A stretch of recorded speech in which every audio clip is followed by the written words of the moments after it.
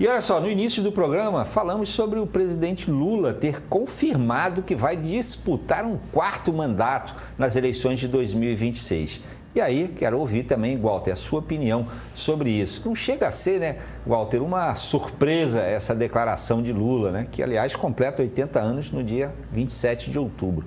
Mas você diria que ou pelo menos boa parte dessa empolgação do presidente Lula é porque a oposição ainda não apresentou nenhuma candidatura muito competitiva? Ele está aproveitando um momento favorável, né? Ele antes falava que se tiver saúde, se tiver condição, não sei, eu tenho 80 anos, então eu tenho que pensar isso tudo. Agora o momento é muito favorável, ele realmente tem demonstrado muito situação de saúde boa, né? Mas já vinha demonstrando antes, quando colocava em dúvida essa possibilidade. E eu acho que tem a ver, Tardan, assim, os movimentos dele são nesse sentido. A própria mudança que ele faz agora na Secretaria-Geral da Presidência, colocando lá o Guilherme Boulos, é em função dessa rearrumação do governo. A rearrumação do governo, ou seja, ele bota uma pessoa habilitada para trabalhar com os movimentos sociais, que é basicamente a atribuição de quem ocupa a Secretaria-Geral da Presidência. Então ele está se moldando. E outra coisa é que ele definitivamente, ao contrário da oposição, que está ainda uma coisa meio bagunçada, não tem nome, o nome natural que seria o ex-presidente Bolsonaro está inelegível e dificilmente vai reverter isso, ele consolida uma posição pelo outro lado, né? Quer dizer, não há nenhuma sombra. E se havia dúvida, se havia alguém se movimentando com relação à dúvida, isso estanca. Então, eu acho que é uma estratégia, é um momento estratégico importante e favorável para o governo. Agora, continua, as dúvidas que ele levantava antes, continuam. Ele é um homem de 80 anos, vai completar agora, como você disse, né? Então, 80 anos, um ano em 80 anos é muita coisa. Então, mas na situação de hoje, está dito, porque candidatura não existe, né? É pré-candidatura. Então, ele é um pré-candidato. O nome dele está à disposição para o partido, na época das convenções, possivelmente apresentá-lo. E agora esse discurso de energia de 30 anos, né? Ele dizendo para fazer 80 anos, que energia de 30 anos é justamente uma estratégia para contrapor, certamente, críticas que virão sobre a idade, sobre renovação política. E esse anúncio dele agora, 2 dias antes do encontro com Donald Trump, é estratégico? Foi pensado mesmo? Ou você acha que foi coisa de improviso? Com relação ao encontro com Trump, não. Eu acho que não há como se fazer relação. Agora, essa questão que você levanta aí da saúde, sim, porque vamos lembrar que nos Estados Unidos, o Trump explorou muito o quadro do Joe Biden, exatamente no começo da campanha, exatamente em função da idade dele. E aí isso fez com que os democratas perdessem muito tempo com a campanha que começou com o Biden, e aí no meio ele teve que renunciar porque as condições de saúde dele foram colocadas em dúvida por razões muito objetivas.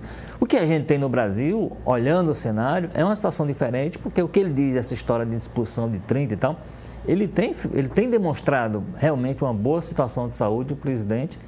Então, sob esse ponto de vista, para preço de hoje, não se pode colocar em dúvida.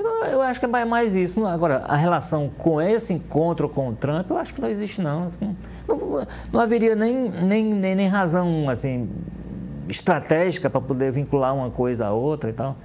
Então, eu acho que foi só o momento favorável nesse sentido mais amplo que a gente está falando. O momento é favorável para o governo.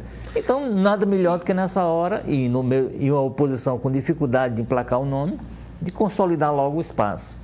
Agora, só para encerrar esse assunto, qual o impacto que essa fala do presidente Lula tem na política interna do PT, né? Quando a gente fala de renovação política no PT, surgimento de novas lideranças no campo progressista de um modo geral, inibe, né? Qualquer possibilidade ali de alguém se encher o peito, né, como possível sucessor de Lula. Né? Mas no PT não há essa discussão. Aliás, esse é um dos problemas do PT. O PT nunca se dispôs, nunca teve coragem, enfim, de fazer uma discussão sobre o pós-Lula. Né? Então não há essa discussão dentro do PT. A liderança que o Lula ocupa, ela é muito forte, né, Tadeu? Ela é muito... Você vê que em 2018, quando o Lula não pôde ser candidato, a presença dele... A ideia dele na campanha foi fundamental para o candidato Fernando Haddad, que não tinha força por si só de levar adiante a campanha. O que levou foi o vínculo da imagem dele ao Lula, muito embora não possa ter sido utilizado. Então, assim, o PT sabe que nesse momento, E o que se fala, inclusive, com relação ao Boulos, é que o Boulos passa a ser um nome que se... As esquerdas, inclusive, mesmo sendo é possível PSOL. que ele vá para o PT, né? Pois é, mas há uma discussão sobre uma possível... Porque o Boulos é recente no PSOL, né? Ele não é da criação do partido. Então, o Boulos, assim, os nomes que se fala nessa perspectiva, o Boulos e o Fernando Haddad, que esse tem a preferência pessoal do Lula, muito embora sejam estilos absolutamente diferentes, né? Sejam perfis. Então, assim, eu acho que essa discussão sobre se haveria alternativa ao Lula para 2026, ela não existia dentro do PT, então não...